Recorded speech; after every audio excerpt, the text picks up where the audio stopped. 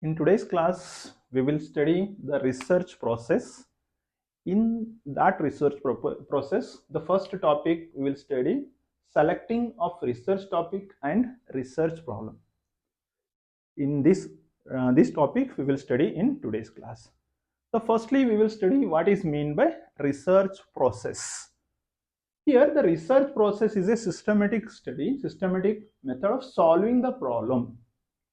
Whenever there is problems arises, the researcher plan to solve that problem in the sequence order. Through that, the steps like problem identification. The first thing in the research is identify the problem. What is the actual problem is that is the identify problem. Next one is the literature review, searching the in the literature the previous text about that problem. Is there any solution it is there, or is there related someone is did that research on that your topic, that you have to search in the literature review. The next one, hypothesis, the assumptions, that is the prediction whether the your specific solution it will works or not, that is the hypothesis. And next, data collection, whether you are collecting the data or the previous data you are using, that also come under process. Lastly, analyzing that data. Lastly, the conclusion, and until that publication also, that all those steps are coming under the research process. It means that the simple meaning, if a researcher want to solve a problem, then from the formulation of the identification of the problem to the conclusion, these steps are called as a research process. These are the research process. Now, in today's class, we will study one by one. The first step in that, the selecting a research topic. Okay, if the problem is arises, in that you are selecting the research topic. How we have to select the topic as a researcher? As a researcher, if you want to solve something, the first step is the selecting research topic. How we have to select the topic? The selecting topic, some criteria are there. Here, the first thing, whenever you are selecting the topic, that topic should be interest. Your interest should be there. Whatever your topic is there, if you are not interested, unrelated topic, if you are taken, someone is suggested, some teacher suggested, or some your friend suggested, you will not interest in that topic. That's why whenever you are taking the topic for the research, always you have to select that those topics should be interested to you.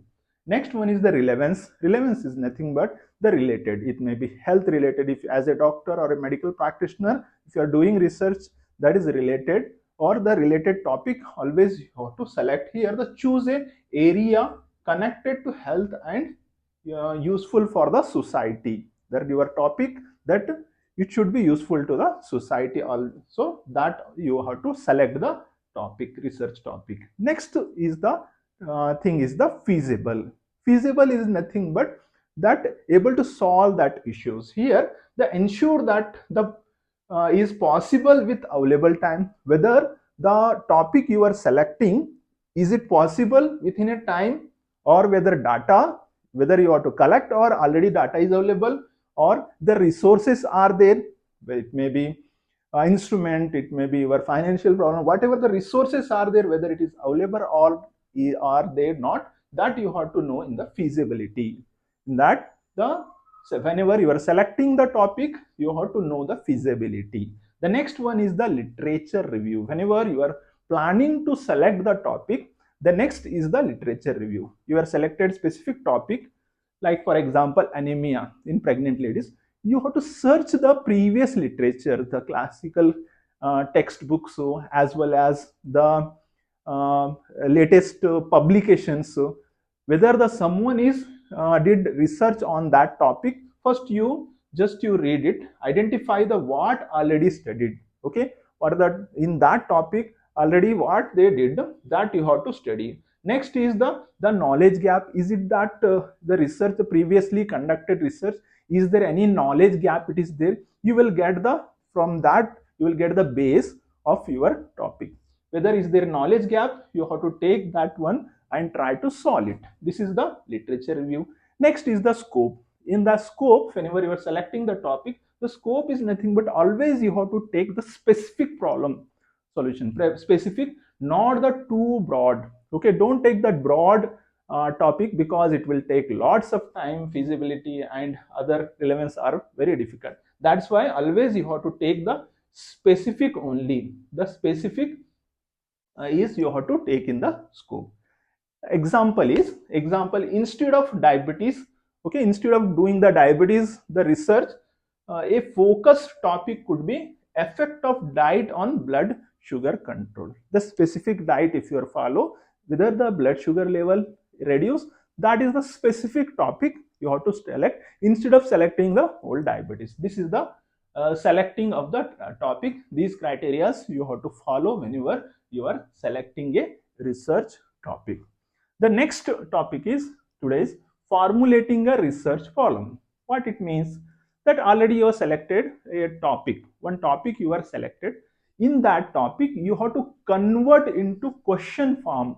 That is in the your synopsis or your thesis, or in your that topic you have to convert into question form. That is formulating a research problem. That topic you have to convert into question form. That question should be clear. Thus, state a clear and specific and researchable question should be there. The next one, that must follow the SMART criteria. Okay, that formulating, whenever you are formatting the research problem, while formulating you have to follow the SMART criteria. What is meant by SMART criteria? SMART means the question should be specific. Okay, just now I told that example is specific. The specific fruit, whether if you take the, whether it reduce the diabetes, like that specific should be there, not the broad. The specific question, that SMART criteria or for to follow the specific. Next is the measurable. That research, in that research your topic is measurable. While all times that is a measurable and achievable. Always you have to select the topic that is achievable within a time limit, or within a what is called, that is the resources are there in that achievable topic. Always you have to select. The next one is the relevant, health related. If you are a medical student, then health related topic you have to select. Next is time bound, that whether with the topic is whether within a time bound. If you are doing master degree, MD, MS, like that, in that the whether specific time period, whether the topic completed or not within 2 years or 2.5 years, that you have to know before you have to formulating or before you have to selecting the topic. This is the SMART criteria. Next is justify its importance for patient care or the public health. Whenever you are selecting the problem, selecting the topic or formulating the research problem, always you have to justify your topic or justify your questions, that why you are taking this specific topic for the research. Just to justify that importance of patient care, that you have to tell that this is specific topic I have taken to for the patient care. This will solve the specific disease, and as well as the public health related. The so many people are suffering from this specific disease, I want to solve this. That's why I am taking, like that you have to justify your research topic. This is the method of the formulating. Now the example is here. Example, does regular fruit intake reduce the blood sugar in diabetes patients? This is the specific questions, that while you are formulating the questions, the example is, does regular fruit reduce the blood sugar level in the diabetes patient? This is the example here.